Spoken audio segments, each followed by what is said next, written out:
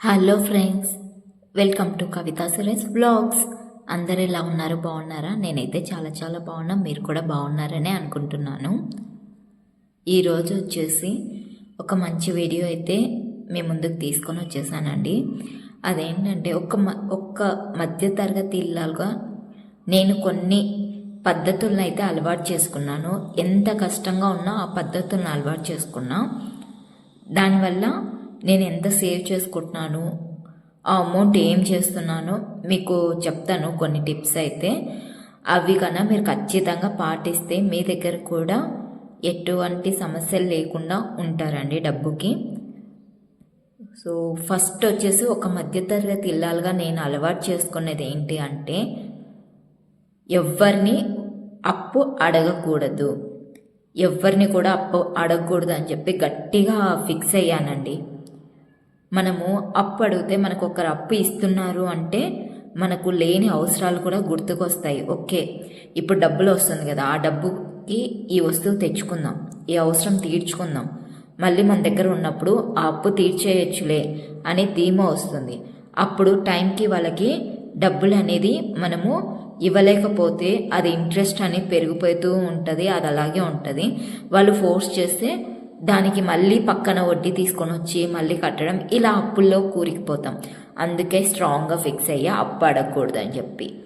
అందుకు నేను అప్పు ఇవ్వడం కానీ తీసుకోవడం కానీ అస్సలు చెయ్యను. ఉన్నదాంతోనే తృప్తిగా నాకు ఎంతవరకు అవసరమో అంతవరకు మాత్రమే యూజ్ చేసుకుంటాను, కొనుక్కుంటాను. ఉన్నదాంతోనే తృప్తిగా బతుకుతాను.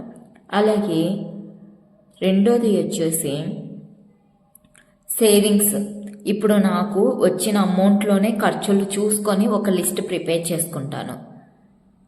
అందులో నాకు ఎంత అవసరమో అంతవరకే, ఈ నెలకి ఎంత అవసరమో అంతవరకే తెచ్చుకుంటా. దాంతో మిగిలిన అమౌంట్ అయితే కొంచెము దాచుకుంటానండి. ఫ్యూచర్లో ఏం అవసరం ఎప్పుడు వస్తుందో చెప్పలేం కదా, అందుకు కొంచెం అయితే అమౌంట్ అయితే దాచుకుంటాను. ఇంకొకటి వచ్చేసి నేను ఆన్లైన్ యాప్స్ అన్నీ డిలీట్ చేశానండి.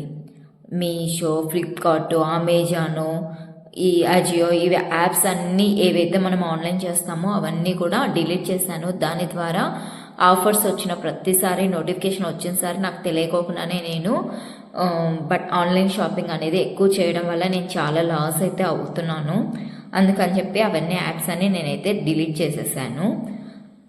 ఇంకొకటి వచ్చేసి మనకు సూపర్ మార్కెట్కి అందుకు వెళ్తుంటాం కదా, ఆ అలవాటు కూడా నేను ఏ వస్తువులు కావాలో ఆ వస్తువులు ఎంత లిస్ట్ రాసుకొని వెళ్ళినా కూడా మనం సూపర్ మార్కెట్కి వెళ్తే ఖచ్చితంగా పక్కకి వెళ్తుంది మనసు, ఏదో ఒకటి తీసేసుకుంటాం కదా.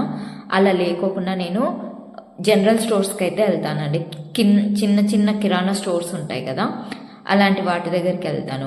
వాటిలో మనకి కాస్ట్ కూడా చూసుకొని వెళ్తారు. మనము ఎప్పుడు వాళ్ళ దగ్గరికే వెళ్ళి తెచ్చుకుంటే కనుక మనకి కాస్ట్ కూడా తగ్గించుకొని వేసుకుంటారు. అలాగే వాళ్ళే ప్యాక్ చేసి ఇవ్వడం వల్ల మనకి ఏం కావాలో అవే ఇస్తారు. మనము ఇంకొకటి చూసి ఒక దానికోసం వెళ్ళి ఇంకొక దానికోసం కొనే అవసరం అనేది చాలా తక్కువ ఉంటుంది. కాబట్టి నేను ఈ అలవాటు అయితే చేసుకున్నాను. అది కూడా స్వయంగా నేనే వెళ్ళి తెచ్చుకుంటాను. ఫర్ సపోజ్ ఇంట్లో హస్బెండ్స్కి చెప్పామనుకోండి, వాళ్ళు తీసుకొని వస్తారు. అలాగే ఇంకా ఎక్స్ట్రా కూడా తీసుకొని వస్తారు.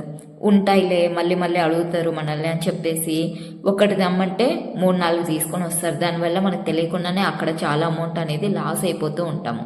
అందుకే నాకు తెలుసు కాబట్టి నాకు ఏం కావాలి, ఇంట్లో ఎంత అవసరం ఉంటుందో నాకు బాగా తెలుసు కాబట్టి నేను వెళ్ళి అంతవరకే తీసుకొని వస్తా. ఆ డబ్బుల్లో కొంచెం అయితే మిగిలించుకొని వస్తా.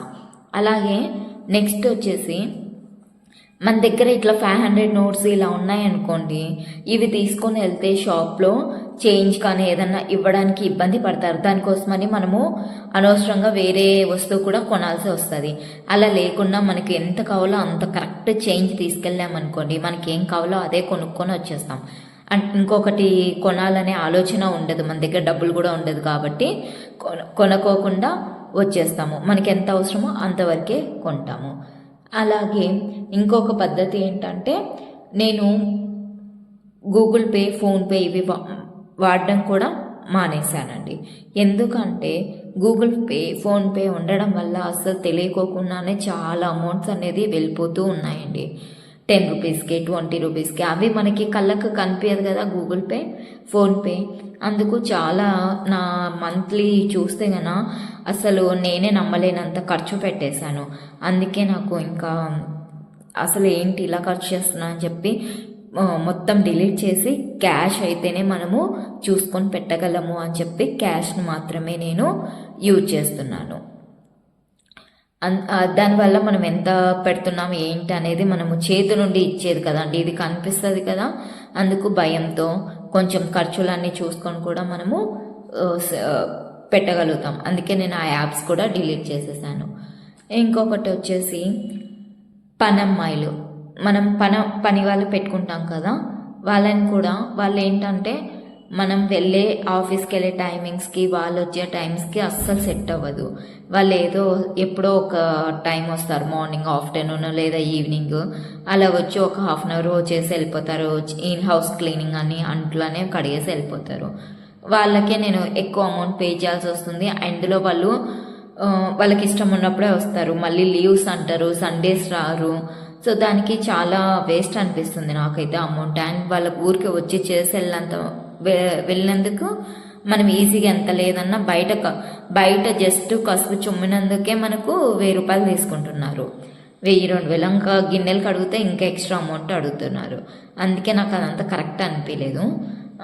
ఎందుకు దాన్ని చూసి వాళ్ళకి అంత అమౌంట్ ఇవ్వాలా, మనమే చేసుకుంటే ఓపికతో మనకు బాడీ ఎక్సర్సైజ్ అయినట్టు ఉంటుంది, మనం నీట్గా చేసుకున్నామని సాటిస్ఫాక్షన్ ఉంటుంది. ఎంత వాళ్ళు చేసినా నీట్గా చేయరు కదా మనం చేసుకున్నంత.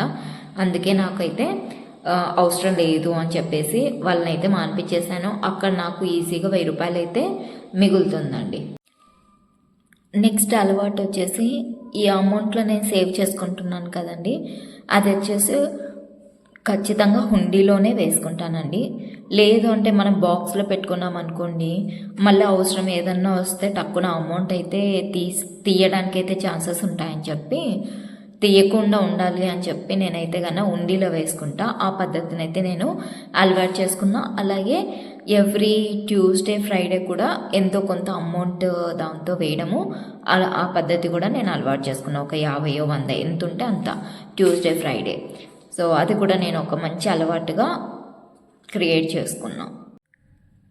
నెక్స్ట్ వచ్చేసి మనకి ఇలా చేంజ్ వస్తూ ఉంటుంది కదండి, మనం ఎక్కడికి వెళ్ళినా, కిరాణా కొట్టుకు వెళ్ళినా ఇస్తాడు, లేదంటే మనం బస్సులో ఆటోలలో తిరిగినప్పుడు చేంజ్ ఇస్తుంటారు కదా టికెట్స్లలో. అందుకు సో ఆ అమౌంట్ని అంతా కూడా నేను ఈ ₹2 కదా అని చెప్పి నెగ్లెక్ట్ చేయకోకుండా తీసుకొని వచ్చి ఒక బాక్స్లో అయితే వేస్తున్నా.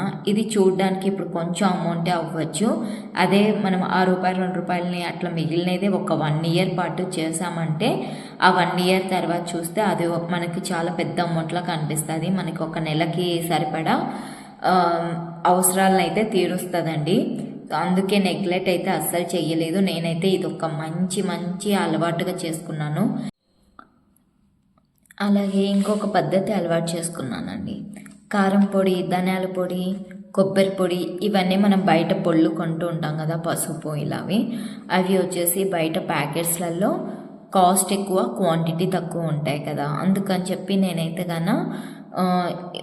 ఎండుమిర్చి తీసుకొని కారం పొడి ఆడించుకుంటా. అలా అయితే మనకి కాస్ట్ తక్కువ పడుతుంది, క్వాంటిటీ అనేది ఎక్కువ వస్తుంది. అలాగే కొబ్బరి తీసుకొని మనం టెంకాయ ఎందుకు కొడతాం కదా, వాటిని ఎండబెట్టుకొని తురుము పట్టుకొని పెట్టుకుంటాను. అలా చేయడం వల్ల మనకి కొబ్బరికి అనవసరంగా ఖర్చు చేయాల్సిన అవసరం కూడా ఉండదు, మన ఇంట్లో కొబ్బరినే వాడుకోవచ్చు. అలాగే ధనియాలు తీసుకొని నేను ఎండబెట్టి ఆడించుకుంటానండి ఆ ధనియాలను కూడా. దానివల్ల కూడా మనకి కాస్ట్ అనేది తక్కువ పడుతుంది, క్వాంటిటీ ఎక్కువ పడడం వల్ల ఎక్కువ రోజులు మనకి వస్తుంది. అప్పుడు మనం ప్రతి నెల కారం పొడికి, ధనియాల పొడికి పెట్టే ఖర్చు అనేది నేను తీసుకొని వచ్చి నా ఉండిలో అయితే వేసుకుంటాను. సో ఇది ఒక మంచి అలవాటుగా నేనైతే చేసుకున్నా. ఈ అలవాట్లు కన్నా మీకు నచ్చితే మీరు కూడా తప్పకుండా ఫాలో అవ్వండి. సో ఒక్కసారి ట్రై చేసి చూడండి. ఇదేమీ మనము ఇన్వెస్ట్ చేసేది ఏం కాదు కదా, నష్టపోతాం అనడానికి. ఒకసారి ట్రై చేస్తే మీకే అర్థమవుతుంది. సో ఈ వీడియో కన్నా మీకు నచ్చినట్టయితే ప్లీజ్ లైక్ చేయండి, షేర్ చేయండి, అలాగే సబ్స్క్రైబ్ చేయండి.